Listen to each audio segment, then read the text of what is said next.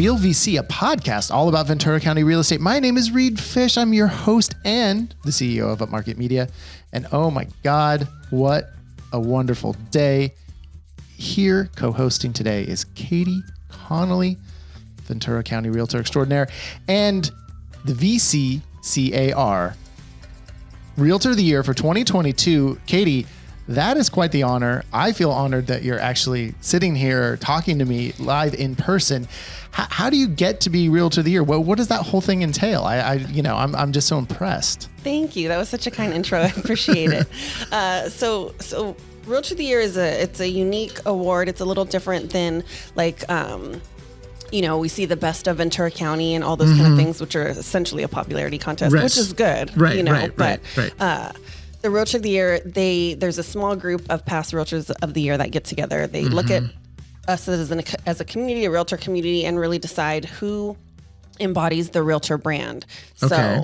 So they magically decided on me last year. Why? Okay. And obviously, we want, like, I don't want you, I'm not trying to put you in a position to sound braggy or anything, but why, when they introduce you, give you the award, like what is it actually that qualifies someone for that? Is it like community involvement? Is it the number of properties you've sold? Is it, what is it? Or is it, volunteering with the association?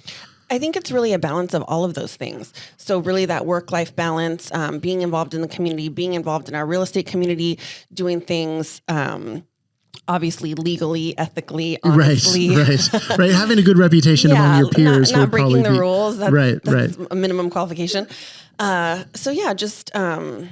Just being kind of a well-rounded community person that happens to sell real estate very well. And now what duties do you have to perform as Realtor of the Year? Are you like doing ribbon cuttings? Is this like a pageant queen kind of thing? I mean, they can add that to my list and I would definitely do it.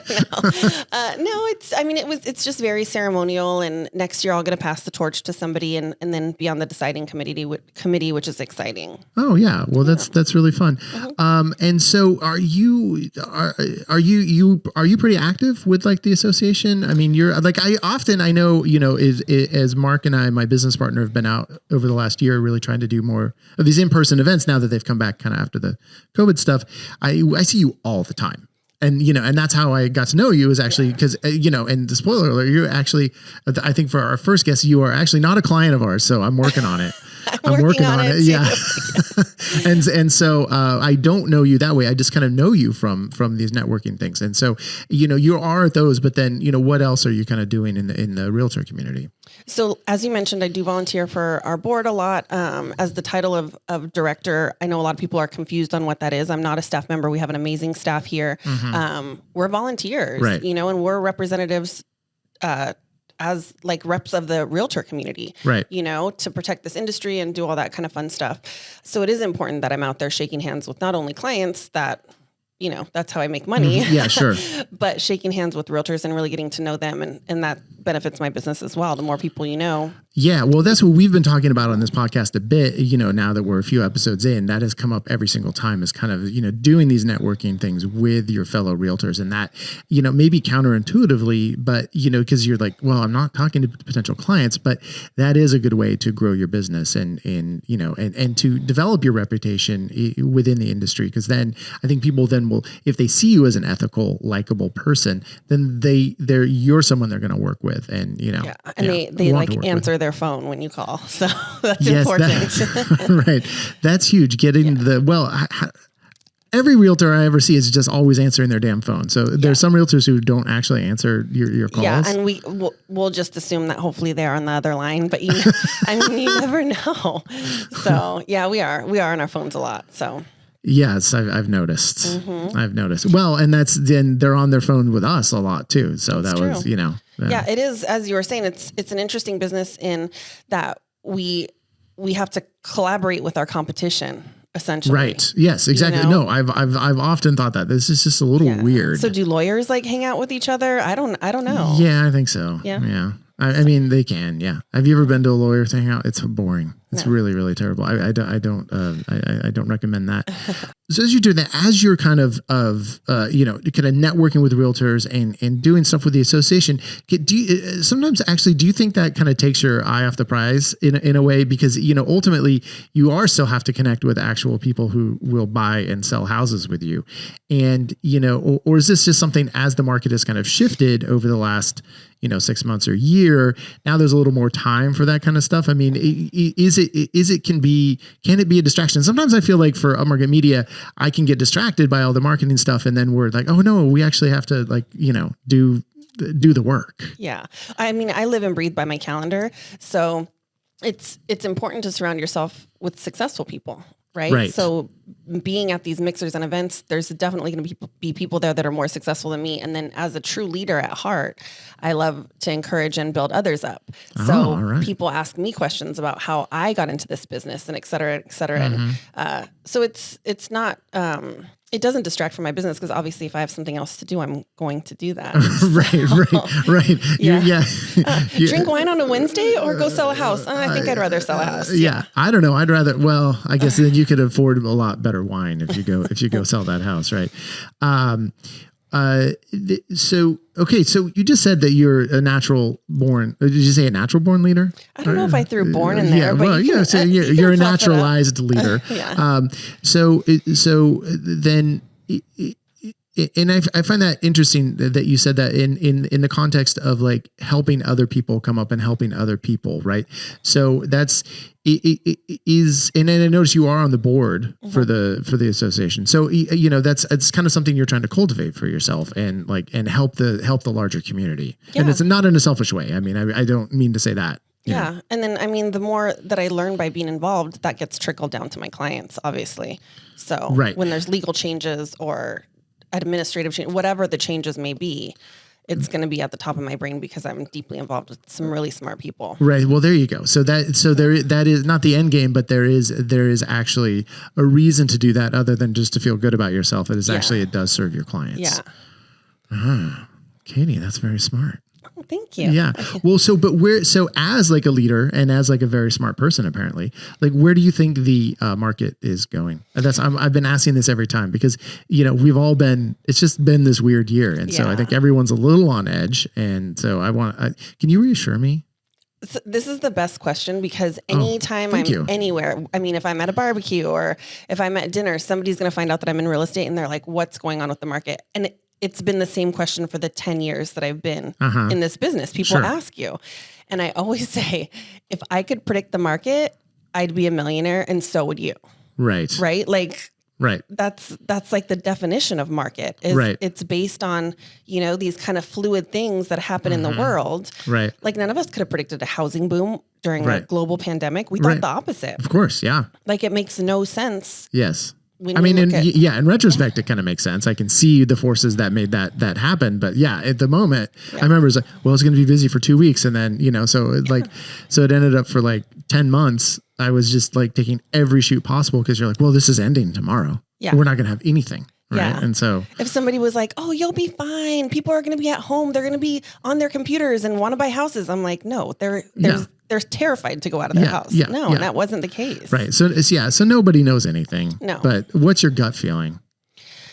I mean, the beautiful state of California is always going to need more housing. There's always going to be people that are selling their house, people getting married, people getting divorced, people no longer living. Yes. There's always going to be reasons for housing. That was a good euphemism. No longer living. Yeah. There's always going to be movement and shifts in housing. Sure. So at the level that we saw it before, maybe not quite. Right. Right. Well, I think this market, from the more I talk about it with people, and even because I've had our business, and Mark and I individually, and then came together a couple of years ago, have had businesses doing real estate media for 10 years. And this now feels more like normal, what the old normal. And I think we all got adjusted to that new normal. And so it just feels like we're really suffering when you're like, well, we still are doing okay. Yep. And as much as the news will tell you that people are flooding out of California, as many people are flooding back into California. Not returning, but because once you leave, you never come back. But people from other places are still moving here. Oh yeah, you know? yeah. No, that whole thing is way overblown. Yes. The exodus of California. Yes, for sure. Yes. For sure. Well, yeah, and you know, obviously, it just comes down to that inventory issue, and obviously there is a housing shortage, and two. Oh, and that actually brings up another thing I wanted to ask you about is as I was preparing. And spoiler alert, I actually do prepare for these podcasts.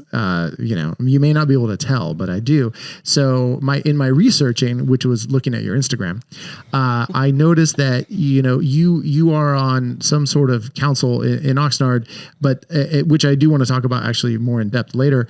But I noticed you had a post about fair housing, and you were doing something involving with fair housing during Fair Housing Month, and it actually seemed to be an issue that is really important to you. And so, can you talk a little bit about that issue and your feelings about it and what you have done to help out in that? For sure, yeah. I mean, fair housing is the backbone to real estate nationwide. Anyone that wants to be housed, they should be able to. And unfortunately, that's not the case in a lot of places. Even though Ventura County is very diverse, socioeconomically, in every single way, Ventura County is so diverse. And there's still instances of unfair housing. Oh, yeah. And it's crazy. Well, I mean, to me, it just seems like there's so much money at stake that, with housing prices so high, and I don't know how to, I don't know what can be done to make it fair, because ultimately it's unfair because like most people cannot afford an $800,000 house. It's just, you can't, right? That's true. And you can't afford to pay the rent that the homeowner would need to charge to make their mortgage. Also, if, for most people, that is out of reach. Yeah. But when we talk about fair housing, it doesn't necessarily mean that everyone can buy a house or deserves to buy a house. Sure, right? Sure. And a lot of people think that realtors determine like housing prices and the housing market. And we don't, because if we did, you'd have a $200,000 house. You and I would right? We don't determine that. But when it comes to fair housing, there's other obstacles that shouldn't be obstacles that are present in this market. Like I have a story of, okay. Let's hear Fireside chat with Katie. Yeah, let's do it. I love stories. So my best friend and I were searching for a rental home years ago. Okay. For her and I to live together with our, her one child and my one child. We applied for 9 rental properties and got denied for every single one of them. Okay. And I make good money. She makes good money. On paper, we make even more money together. Right. And the conclusion was, people didn't say it straight out, but they alluded to the fact that we were a same-sex couple. Right. They wanted, some of them said like, oh, well, we chose another family to move in here, or things like that. Or what happens if one of you gets married? Like, this Prince Charming's just going to come take us to the castle. Right. Were you presenting yourself? You were presenting yourself as roommates, or were you presenting yourself as a romantic couple? Or, we didn't. There's no box to check. Nor should there be. Right. Yeah. Right. Exactly. Exactly. It was just assumed. So they're inferring just, these are 2 ladies and they're sick. Yeah. And then we did have somebody say like, we really don't want to deal with roommates. And both of us thought that was kind of funny, because when my ex and I got a house together, it was not an issue, because he was a man and I was a woman. Same with her. She's like, me and my husband had houses together before this, like rental properties. Why? Well, even if you're married, you're actually still just roommates too. Yeah. And you can get divorced. People get divorced all the time. Yeah. Well, that's a big part of your market, selling houses. So what ended up happening is I then took her off the application. And mind you, it's like $30 per person. So $60. Right. That's almost $600 that we spent to get told no over and over again. And so what we ended up doing is I ended up taking her off the application, applying as an individual. So that cuts my income in half. Right. And immediately, the first one that we got, we were accepted. Wow. So if that's what what I'm dealing with, imagine what the other, there's so many. Well, you're coming because you're not getting racially discriminated. Coming in as a white woman, right? It's like, you're going to that's people, I don't know. That's the edit there. Yeah. No, but if you're coming in as a white woman, that is not seen as like, you're not going to get discriminated against, in the popular kind of the psyche.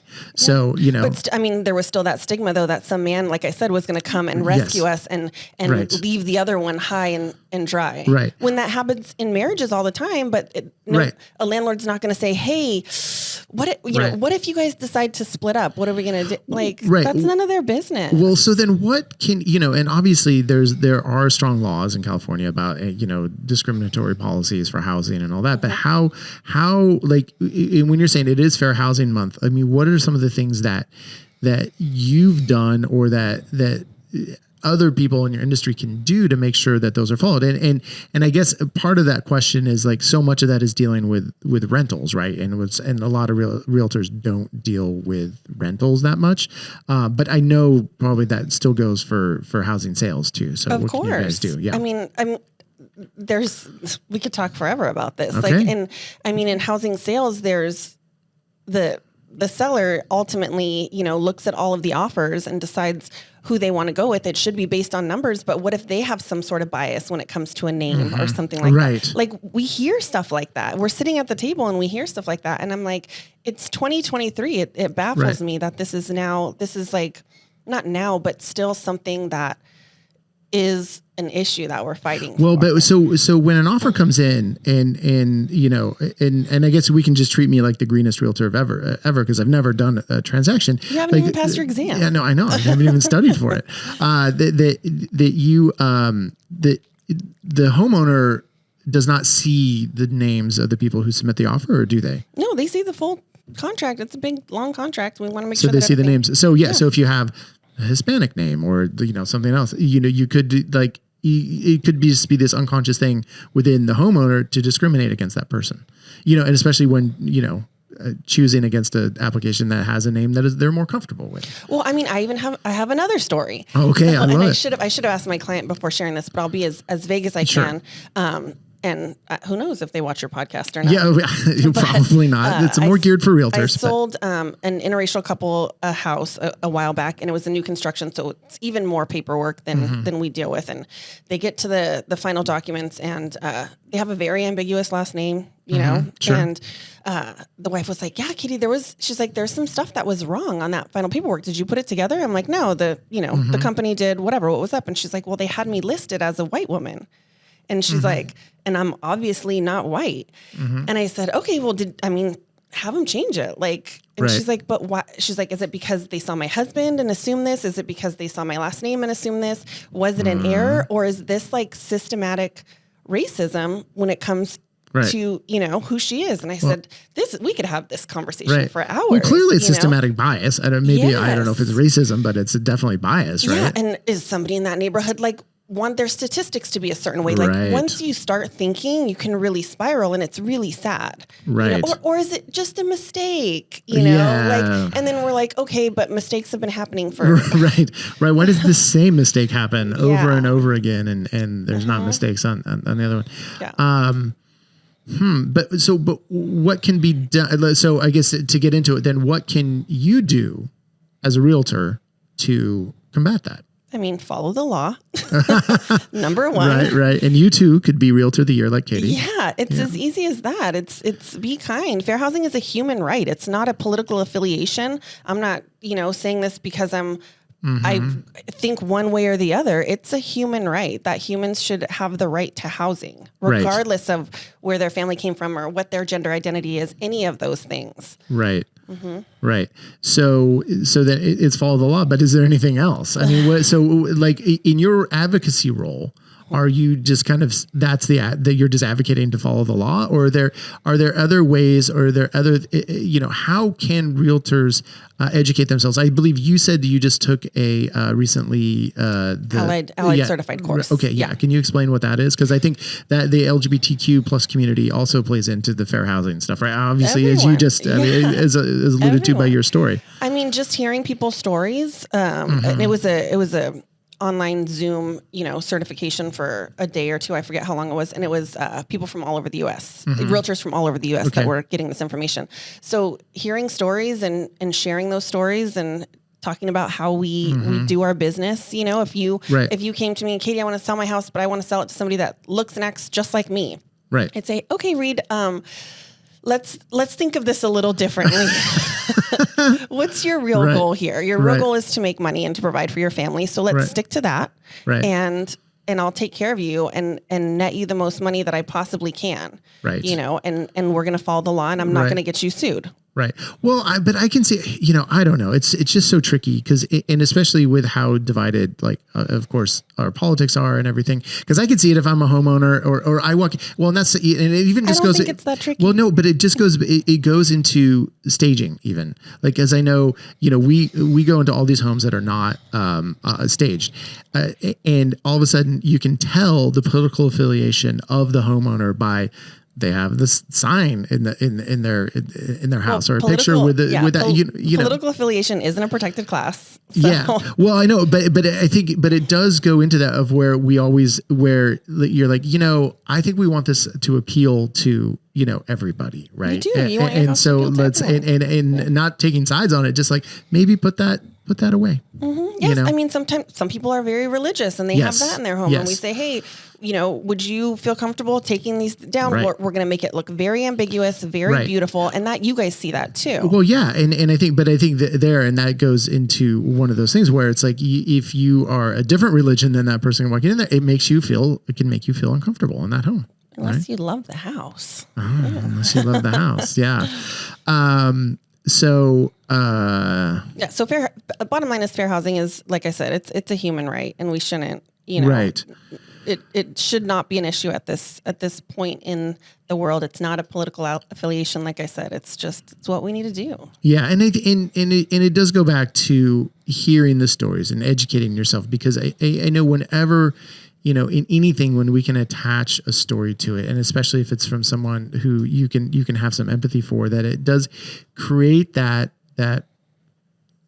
knowledge in your head of that, you know, these things actually matter and they have real world consequences. Yes. I have another story. I just forgot about this one. All right. Well, so many. I could talk. Yeah, you can talk. So we'll edit it out. There's a lot of realtors that aren't happy with the changes of certain words that we can't say of course, anymore. Yes, right. Yes, yeah. So I had a client, her husband passed away. Mm-hmm.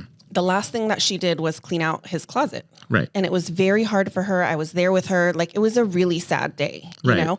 And so we go to this open house, and, you know, the person's giving it, the realtor's giving us a tour, and she's like, and it has his and her closets. Right. And this lady's like, get me out of there, you know? And it wasn't, the point of my story is it's not about being super liberal. It's about, you don't know everyone's situation. Right. You know? And it was really hard for her.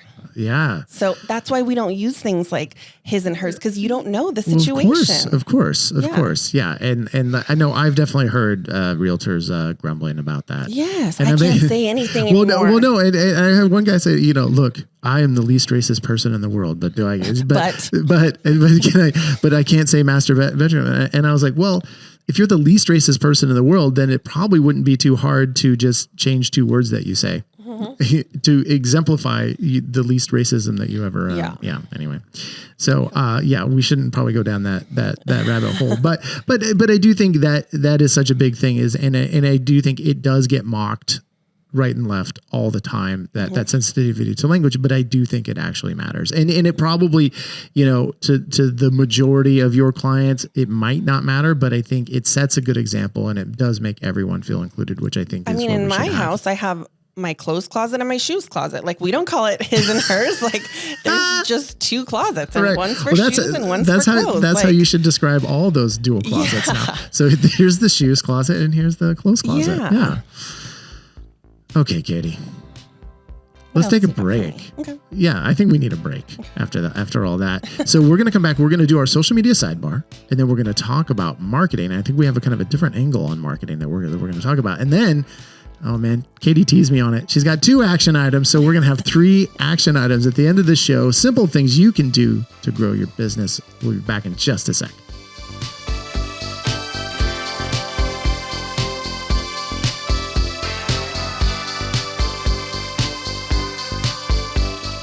All right, social media sidebar time. Look, thank you for listening to Real VC Pod. You know what would help us? If you subscribe if you rate 5 stars. Katie, I know you've subscribed, rated 5 stars. Of course. Oh, come on. Of course you have. Thank you so much. That's how we're going to be able to grow this podcast. That's how we're going to be able to bring you all this good and informative content. And if you want to see about Real VC on social media, you can actually follow upmarket.media across, anything on social media, because that's where we're posting the podcast social stuff.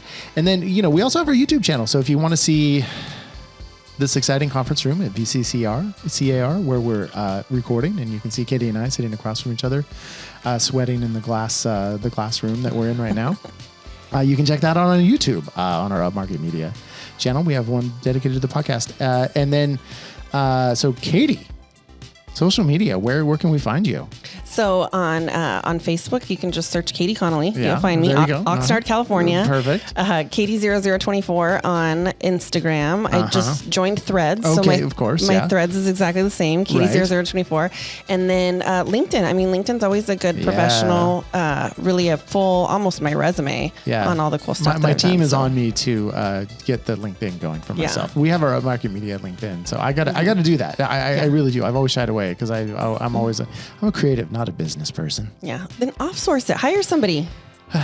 But I am a business person and a creative. So I want to do the LinkedIn. So so are you, because I feel like people are most active on Instagram these days. That's kind of what I'm feeling.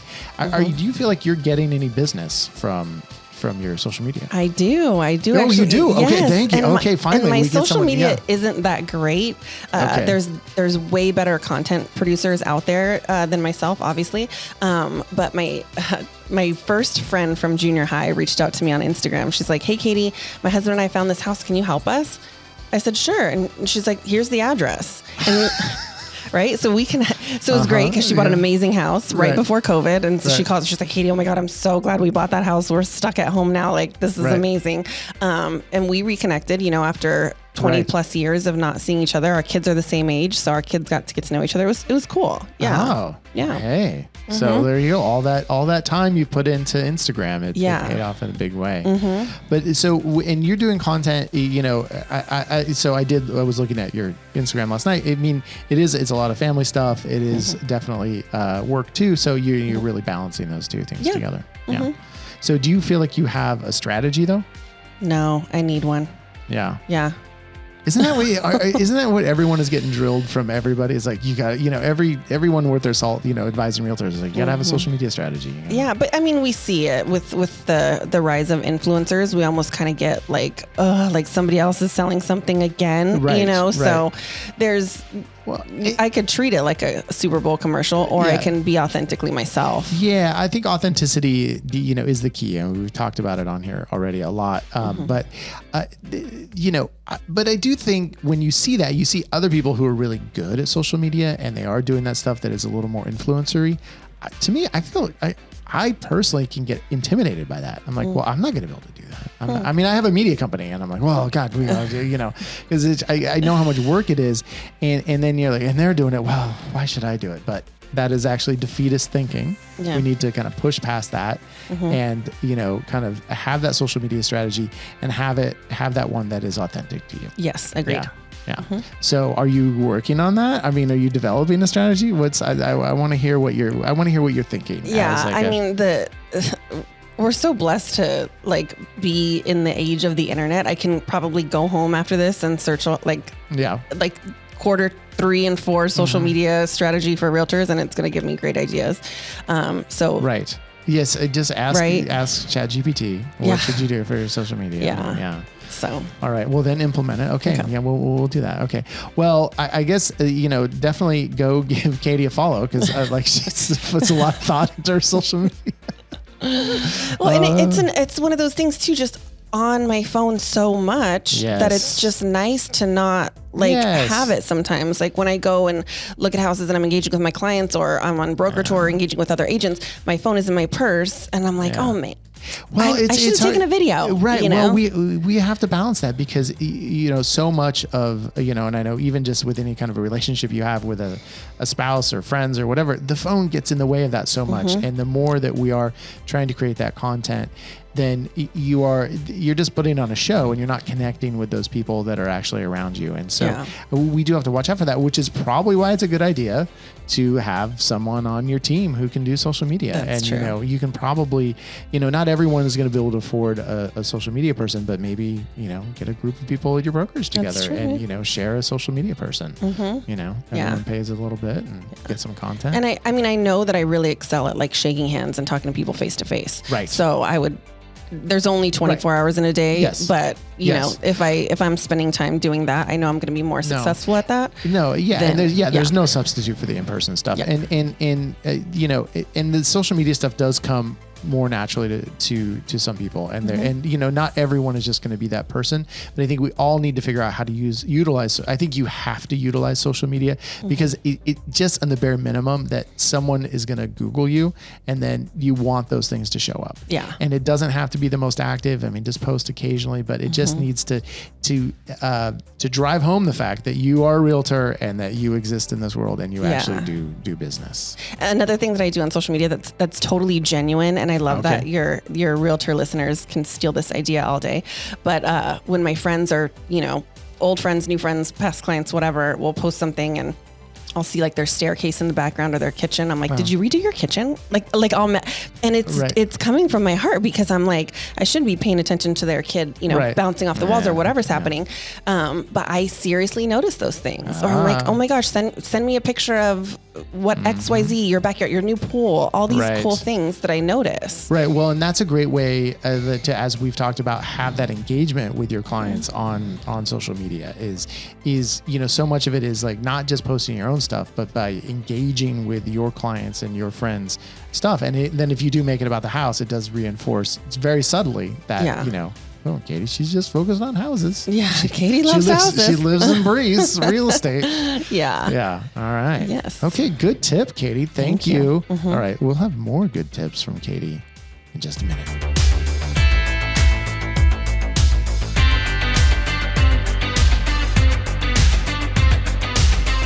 All right, it's now time for our marketing moment. Then, once again, sponsored by Up Market Media. Come on, your one-stop shop for all your real estate marketing needs, all your realtor marketing needs.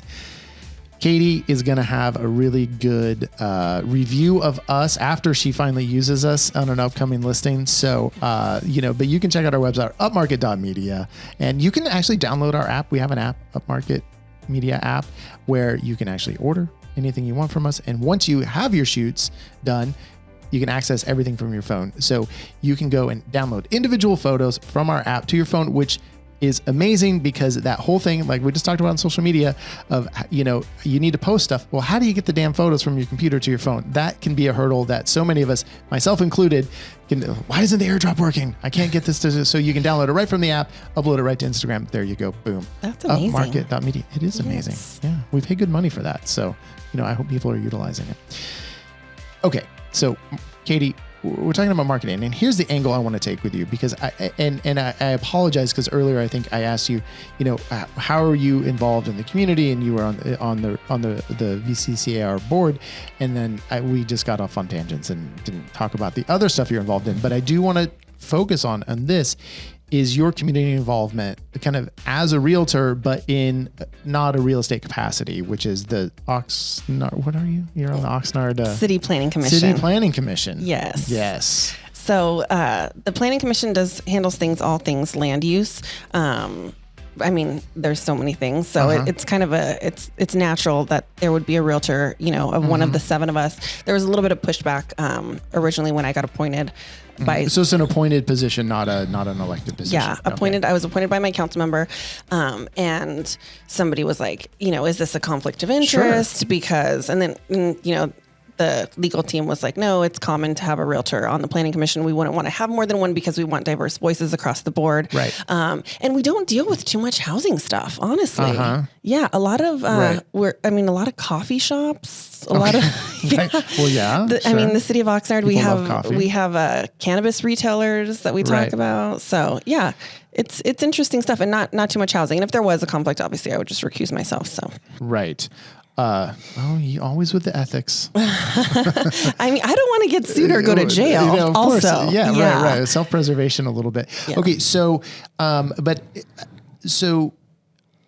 I know you well enough to know that I think you come at this from a genuine place, right? Mm-hmm. I think you do want to help the community. You have an interest in this type of stuff, and it is a way that you can be of service. But I think you also have an angle for your real estate business, right? Mm-hmm. Because it is kind of it's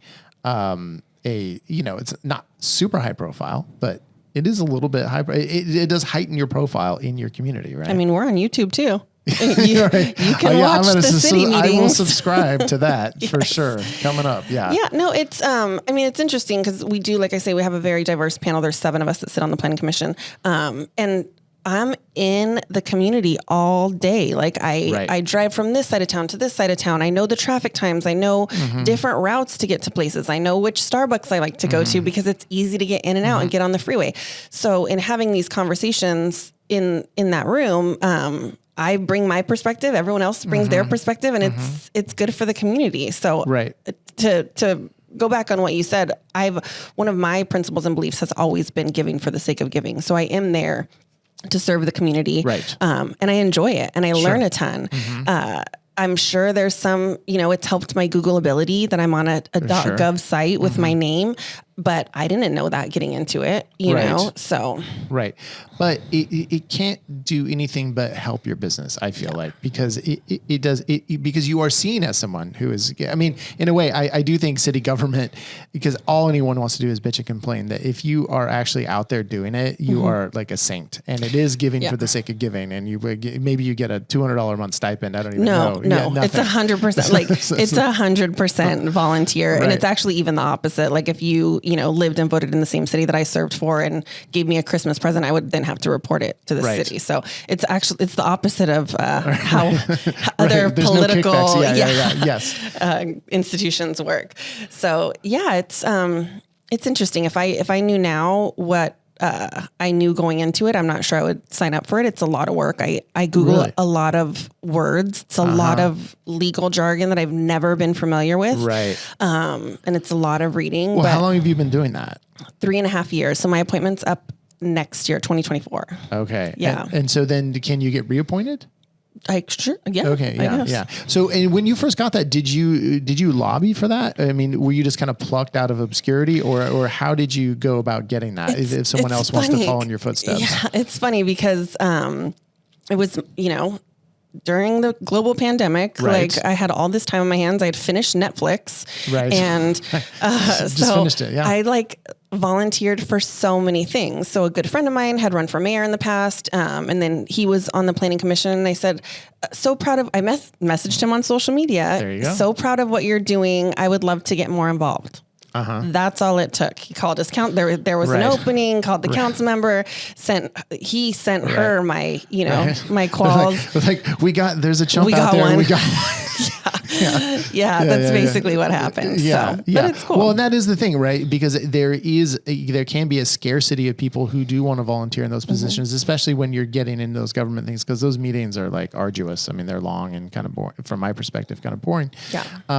So I think there is a real barrier and a real need for people to step up. I mean, there's so many ways that you can volunteer in the community, and get your name out there and just be seen as someone who cares. And I think, but I do think it has to go back to the theme that we talk about over and over again, is it has to be authentic, right? If you're just doing it to just put on a show, and always wear your embroidered logoed polo to all those events, maybe it's not going to be so great. But but I think if you can go and do the community stuff and come at it with a genuine, heartfelt way, it's going to do nothing but enhance your business, right? 1,000%. Yes. Yeah. I mean, it's always our goal to get in front of more people. So early on in the business, sales coach, sales trainer told me have 3 things that you're involved in that would essentially get you. Oh, this is good. Referrals. So whether it's you're involved with your PTA, you volunteer at your religious organization, you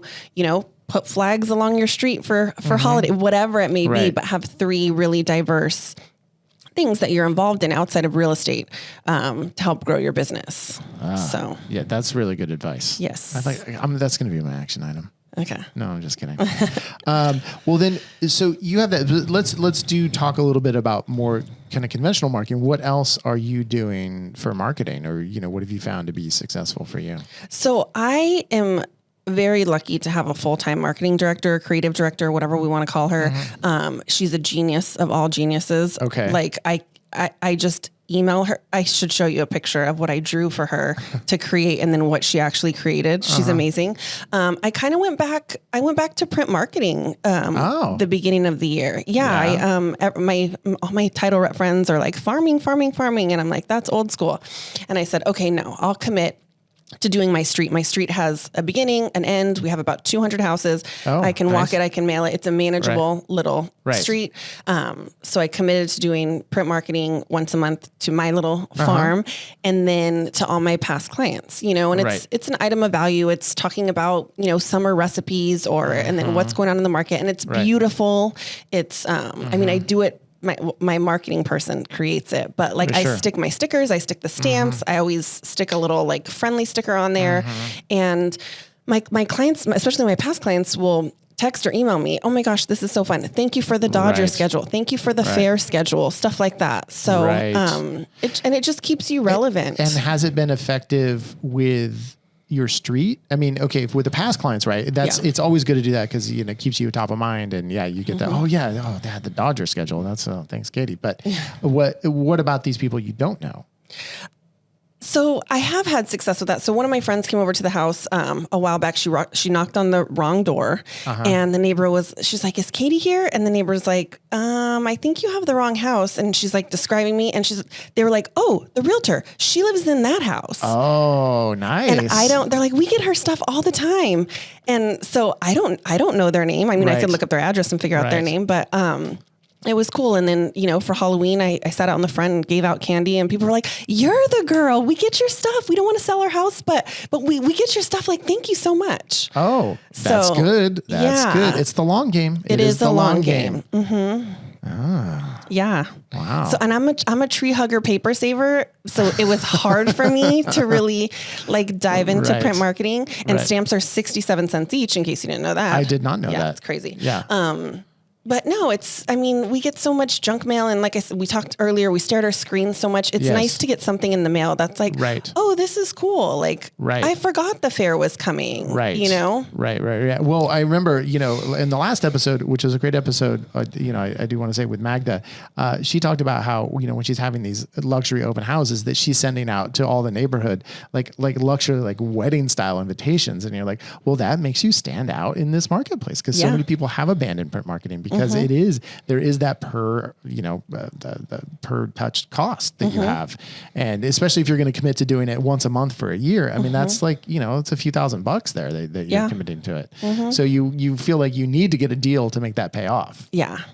Yeah, I do. And I mean, I ask people when I see them out, because I have my past clients in my sphere. I have all my friends and family too. Sure. I'm like, "Oh, did you get my, margarita recipe?" They're like, "Yes, it's on my refrigerator, Katie." I say, "You have to send me a picture." It's just conversation, you know, and we're so excited to be back face to face again, even though it has been a little while. It's nice to talk about. Hopefully you don't things. take it for granted still, that, yes.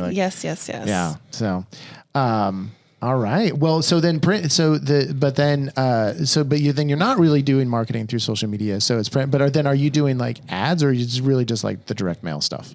Really, I mean, direct mail, and then the social aspect of it is, my friends will take a picture and share it on their page, and then I'll reshare it, like all that cool stuff. I've had people, I want one, and I've added more addresses to my sphere because of stuff like that. So it's all integrated. And then the quality, I can't emphasize this enough, the quality of work that my creator puts out. Right. I will have to look at your stuff. No, it's fine. Yeah. Well, no, we don't do print marketing. Okay, yeah, good. it's fine. I mean, you can have no. When you do, you can build flyers and stuff, but that's the direct mail stuff we can. Okay. People, and it's just really high quality, and it makes a difference. It's nice to look at, and we all get junk mail all the time, and I get stuff from different businesses that are kind of cheesy or cut a little crooked or a little sloppy, and it's like, why'd you even waste your 67 cents on this? Well, and it goes back to even just branding, and and having that as part of your brand, and that you do high quality stuff. And we'll probably need to have a full episode on branding at some point, because it is so important, and so many people struggle with that. So, but well designed stuff, and especially if you want to catch. I mean, we're just inundated with so much stuff now. So the better your stuff can look. I mean, that's what we're all about at Market Media. Yeah. But with anything, even if it's just the simple, the typography on something that you send out, you really want to make sure that it's tight. Yes. Yeah. I agree. All right. So that's been a lot of, so you've taken that action of sending those out. And so let's lead that into action items. And our action items this week are once again sponsored by Choice Home Warranty. Tamara Rossie-Molina, the best. Choice Home Warranty, your best place to get the best, the choicest home warranty. You can find them at chwpro.com. Tamara Rossie-Molina. I'm going to go first. Okay. Yeah. I'm going to go. I love the simple action item, and my action item is for realtor to ask somebody, one person, if they need help with real estate. And I was struck. So a few weeks ago, I was out on a caravan, kind of doing the rounds. And there was this one realtor, a younger realtor holding the house open. And we chatted for a little while, and then at the end of the conversation, she asked me, well, so are you working with a realtor? And I was like, well, kind of, but maybe not, but no offense. I know a few. Yeah. I know 1,000 of them, and it's actually a really charged and loaded thing for me to have to choose a realtor. So it's not going to be you, but thank you for asking. And she's like, well, that's fine. I'm never going to get your business if I don't ask. Yeah. And I was like really struck by that. I was like, you seem a very competent, nice person, and I really appreciate you asking, because that is ultimately, I'm here, and I should have then asked for her. I think I did ask for her business. I'm like, well, the next time you get a listing, I hope you will use us. That's and nice. So, just to have that, you will not get someone's business unless you ask. That's a good one. Unless they come to you. Yeah. But yeah. Unless it's your first friend from 7th grade on Instagram. Right. Exactly.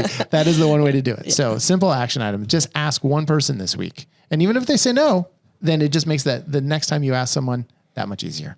Perfect. Like you mentioned earlier, I have two. I thought of this long and hard. So one of them, double action. Yes. All right. So my first is for this week. Okay.